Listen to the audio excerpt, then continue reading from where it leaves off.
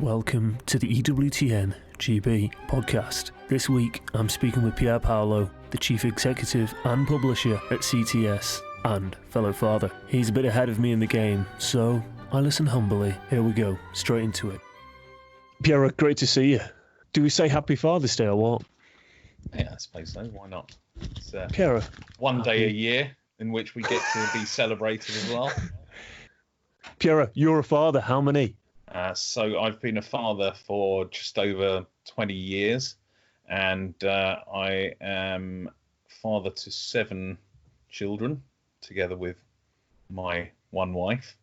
I've enjoyed every minute of it. This isn't one of those kind of lockdown beards that everybody seems to be having at the moment. This is Your standard issue. No, as soon as I knew that my wife was expecting our first child, I decided that I had to grow a beard because I thought every self-respecting dad should have a full beard, obviously because my father had one, and I've had it ever since. And any time I even talk about shaving it off or changing it, my children all go nuts, and so I'm not allowed. Do you tease them, or are you genuinely thinking of getting it shaved off? Sometimes in the summer you're like, you know what, I'm going to clean start, and they're all, no, it wouldn't look like you, and all the rest of it. So if I don't have any facial hair, I look too much like a boy. Even I'm frightened. Yeah. I start looking around for a dad. Yeah, it's just not right. Piero, we've spoken before, and you mentioned a bit about your father who had a healthy disdain for clericalism. What happened, I think, in the church, especially over the 20th century, and I think we could say that especially in very kind of Catholic countries like Italy or Ireland, for example, the figure of the priest was kind of the be all and end all in terms of one's life of faith, and in a sense, it was as though nothing could happen without the priest. All prayer was led by the priest, all catechesis was led by the priest. And to a certain extent, that is his... that's his job. That's his job, yeah. But I think we all know very well that, especially in, city parishes where the sheer number of people in the parish, or maybe just the area that needs to be covered by the priest, that you're not going to get that kind of one-on-one attention. And so the idea that the faith is going to be passed on to your children by the parish priest is just it just doesn't, it's kind of cloud cuckoo land. It doesn't add up at all in natural terms, does it? How on earth is he going to get around, do all those jobs? It's really got to be the dad. Yeah, exactly. I mean, he always thought, look, we need to, we'll go to the priest. He's there to kind of sanctify us through the sacraments. But in the end, when it comes to the nitty gritty of the teaching of the church and passing on that faith at a kind of ground level, it's going to have to happen in the family. And the father has a particular place within the family in doing that. And I think that's something that needs to be really rediscovered. So in a sense, what I thought we could speak about a bit today was what the father's role in all of this is. Your place as a father in the passing on of the faith is not really it's not really possible to replace it. There was a great survey done in Switzerland in the 90s, in which they tracked the various things which kind of affected the practice of children from certain families. And what they realized was that the greatest indicator of whether you were likely to practice in your kind of adult life was whether your father had practiced his faith. In fact, what they discovered is that in families where the mother only practiced the faith, the number of children that actually then went on to practice their faith was very small. I mean, it was like single digits. Where both parents practiced their faith, the children went would practice their faith in about a third of the cases. But where the father only practiced his faith, the number still was stands even up, doesn't higher. it? The number was even higher. It was in the 40s. Would you say, because that does contradict a kind of feeling that spirituality and religion and saying your prayers is all women's work, yet when the dad's there, it's almost incidental to what the mum does. The real influence comes from the father. Partly it's to do with a kind of, being countercultural.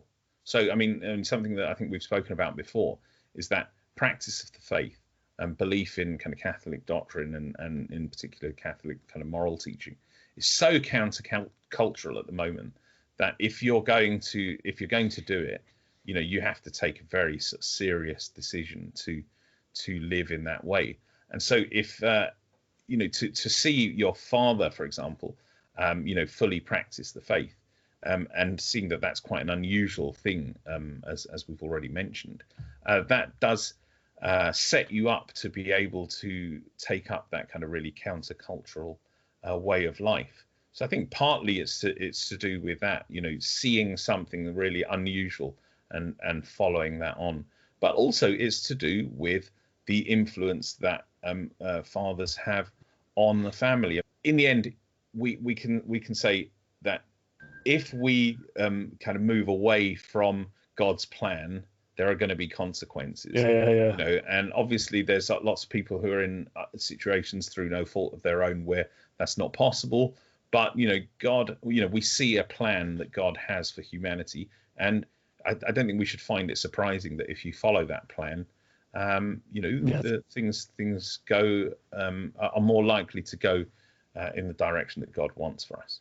It does seem to be that if you see your father, and you're saying about our kind of the previous generation, our parents, they wouldn't be into chatting too much. It's just their example, almost their silent example. That's good enough, and it almost might be as much as you need to do. Just to be seen to be at church is a great start. You don't have to get too complicated about it. If you're kind of nervous about your own formation, or maybe it wasn't that great, just to be there, to get up each week, drive your family there, that's a great start. Absolutely, because in the end, it's the example that really counts. And if you look up to your father, and you see that your father, who does your father look up to?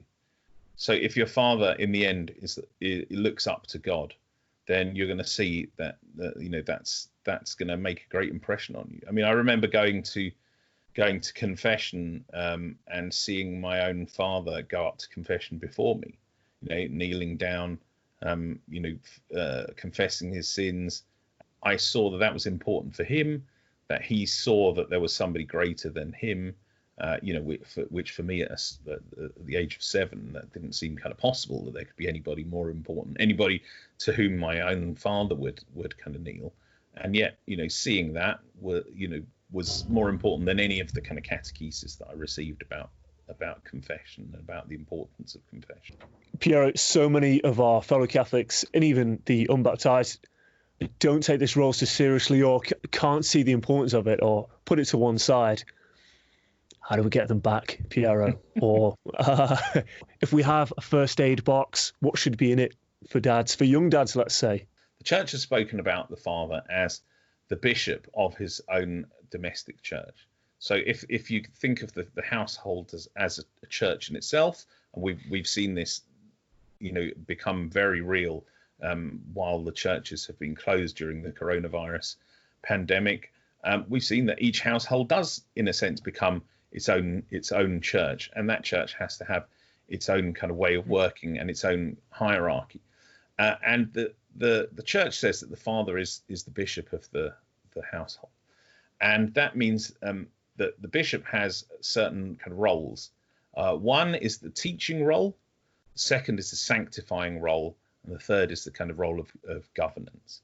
We know very well that we can't pass on what we don't already have. And children will ask us questions. There's that age where children start to kind of realize their own mortality, which kind of happens with all children. And they will ask some pretty difficult questions. And as a father, you might not be able to answer that question brilliantly immediately, but you need to be able to have the equipment to to be able to go and look at those questions and to come back with a good answer. So obviously the first thing that you need is a good catechism. A good catechism which you can go off and kind of check things in. And obviously there's the big catechism of the Catholic Church. It can be quite difficult, and the questions aren't always kind of answered very directly in there. They're not written as a 7-year-old would ask them. No, they're not. So there's various different catechisms which are very useful. I mean, the simplest is the kind of the old penny catechism, where you get those questions and answers. And again, obviously, it's not written in language for a 7-year-old, although back in the answers aren't far off it though. They're quite easy to remember. Exactly, they were learned by heart by children preparing for First Communion. But what you will find there is the formulations which are kind of easily kind of rememberable, and if that's a word. It is now. Yeah, it is now.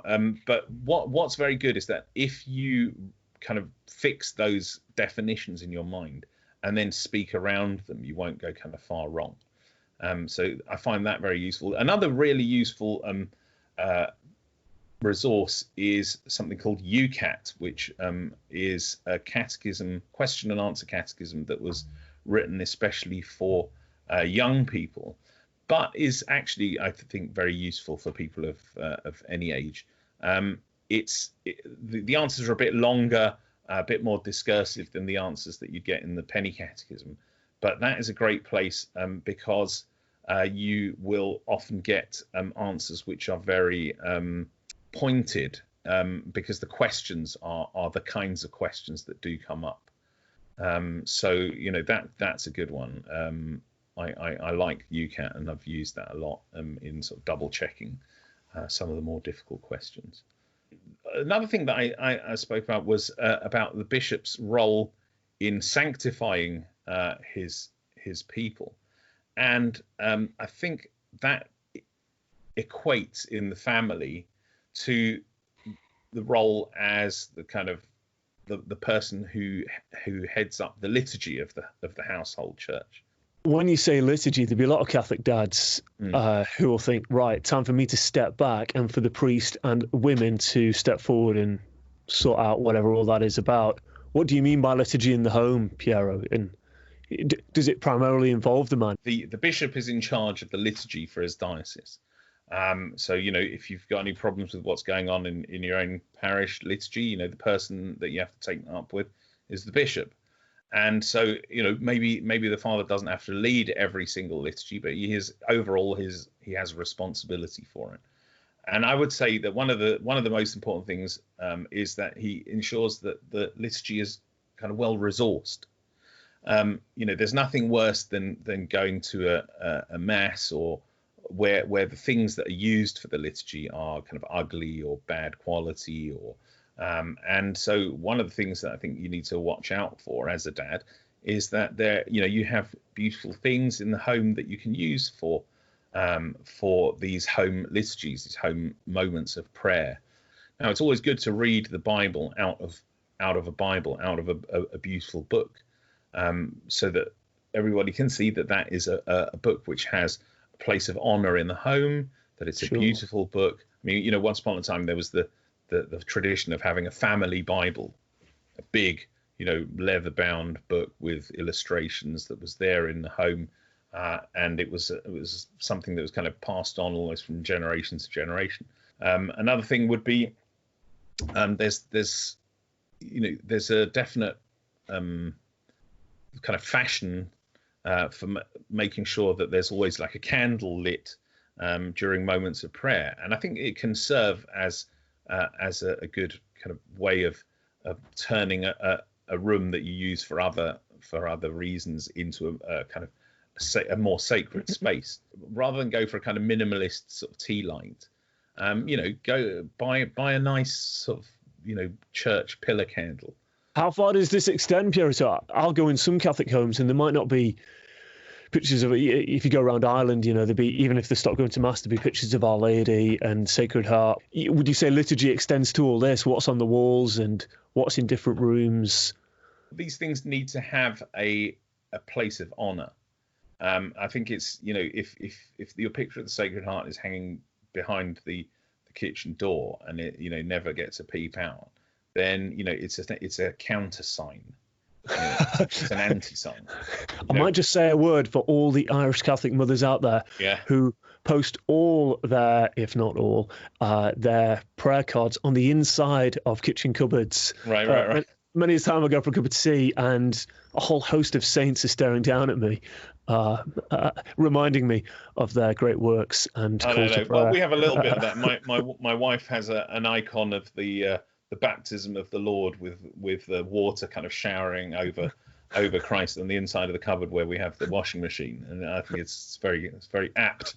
It's a good image of what baptism does to us. One of the things which I like very much is this idea of the prayer corner, of having a place in the home where a few of the nice things that are kind of related to our life of prayer are put and are given a place of honor, and I think that is very important, that those things are not neglected, and also that they are beautiful, because beauty is one of the things that draws us towards God, because he is beauty. In Christ we see everything that's beautiful, and so to choose things well, to choose beautiful things, and to give them a place of honor is a way of showing what we consider to be important. Just on that beauty and kind of moving us towards God, I suppose I would say, and I would say this as much for the Catholic as those that are kind of thinking of coming back to the faith or falling away, that we ourselves are beautiful, and that mum and dad and the children, let's say with mum and dad, because of our beauty in God's eyes at least, we should treat ourselves and each other and how we interact with as much reverence as we can muster, as our virtue allows for. Often when I'm putting the kids to sleep, they've wound down and their gorgeous little faces, not answering daddy back, I find myself very moved. It's kind of a call to prayer in me. I almost can't help. This is a time I want to. You could just see that kind of fragility, and you want to say some prayers. There's a very immediate call in me welling up to pray for the children, to want to do my best for them. And I suppose that is their beauty, isn't it? That's a beauty that the kind of church fosters in us. Yeah, the church talks about us as co-creators with God of our children. You think of all the things that we do during our day, during our life, which will leave no trace. Useless things, fixing a computer or doing some, filling in some paperwork or something like that. All things which in the grand scheme of things have very little value. But in one thing, we've been allowed to be co-creators with God himself. And when we look at our children, that's when we see that we've done something truly valuable. And truly beautiful. In the end, when you work with God, something beautiful will come out. I often think as well, they're asleep there, God must love me as much as I love my children in that kind of moment of, must love me more, I suppose, of course. Or more, I'm able to tangibly feel that kind of level of love. And it seems infinite and enormous, and that I would do anything for them, die for them. I think that's a kind of great, where we can kind of get lost a bit in our understanding of God, kind of if we have not had the right formation or read the right books, that kind of love of the children and hopefully love of the wife as well. And it's even greater than sometimes we think, because often what we think is that God is a father, kind of like I am a father, whereas it's the other way around. Our fatherhood is a pale reflection of God's fatherhood. So we need to remember that even in the moment when we really feel that we've done a great sacrifice for our children, that's only a kind of infinitesimal part or an infinitesimal image the great love that God has for us as our Father. So that's that's a lovely thing to think about, and I think it's a great way in for us to think about God. Definitely. Yeah, if I hear about the beatific vision, I thought, well, I'm not entirely sure what that means. You get to see God's face. That sounds good, but the experience of becoming a father and the newborn and raising the children, well, of course, you can really get into it then. These are little kind of snapshots. Even if you don't have the words. Yeah, snapshots, exactly. You're little right. icons that open us out to something much greater that we'll only understand in full. Is there a lot to reflect then? I don't want to, I suppose we are biological fathers, and that's really the context we're talking here. Is there a lot to reflect then, Piero, that God sent his only son and not his best acting general of angels down or some other figurehead in the celestial beings? The fact he sent his own son, well, we can immediately get into that, especially dads. Yeah, we can understand. Right. I mean, as you said earlier, you see your children, you think, I would literally give anything for this person. And yet that's the very person that God gave, the one that he loved more than any other, for us. So absolutely, it gives us such a kind of wonderful way of understanding the immensity of God's love for us. Piero, any prayers for or kind of resources for guys who want to get back on track with God and kind of maybe have neglected their fatherly duties, maybe for worldliness or to earn more money for the children, which is kind of no bad thing in and of its own right, but done to an excess kind of has meant they've neglected their kind of spiritual side of things. Any good books that you might say, or good resources that you'd say, this will help get you back? I'm not much one to read kind of books about parenting as such, because I think everybody has to find their own kind of way of doing it. But there are some good things around. I mean, one of the things that I enjoyed reading very much and got a lot out of was a little book that, in fact, we published at CTS way back, which was called Effective Parenting.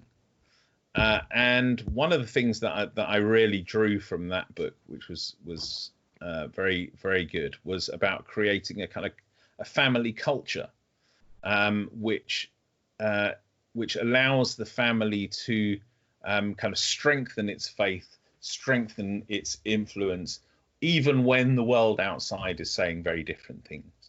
And then, another great resource is looking at some of the great examples in the scriptures. And I always find that the story of Joshua in the Old Testament is one of the most inspiring for any father, any head of a household. And there's a great story when the people of Israel have been through the desert, and they've kind of lost courage, and it looks like they're going to give up and follow other gods.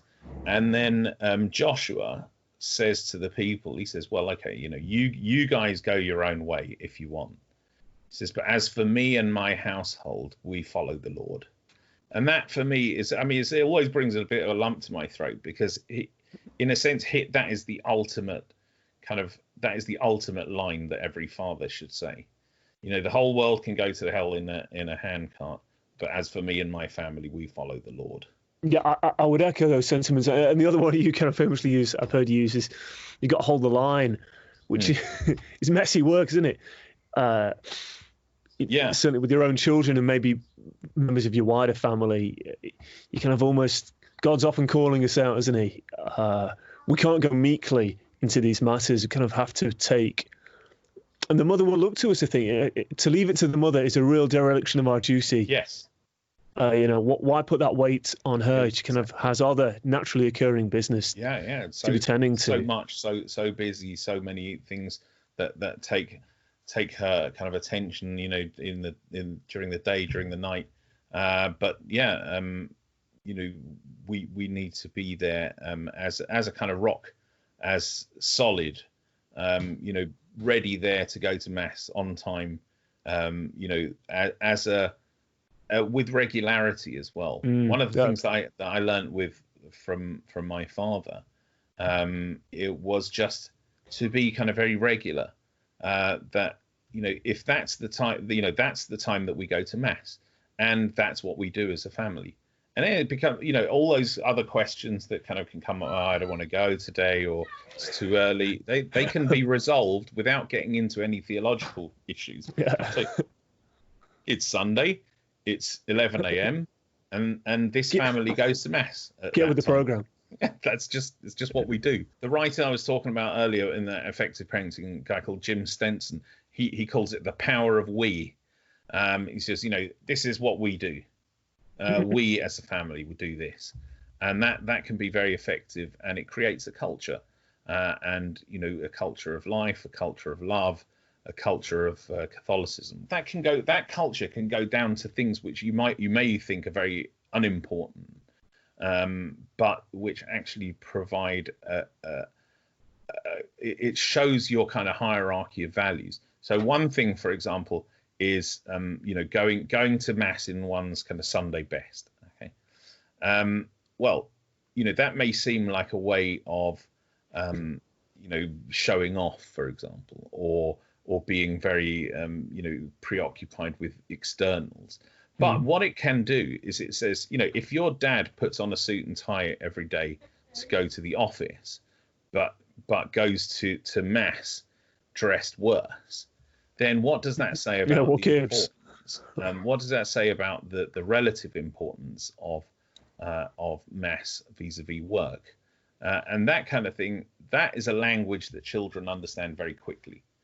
Sure, you say that. I kind of remonstrate with one of my kids for telling lies recently, and they said back to me, yeah, but what about the white lies you tell the baby? You say to the baby, you'll be back in 1 minute, and you're not back in 1 minute.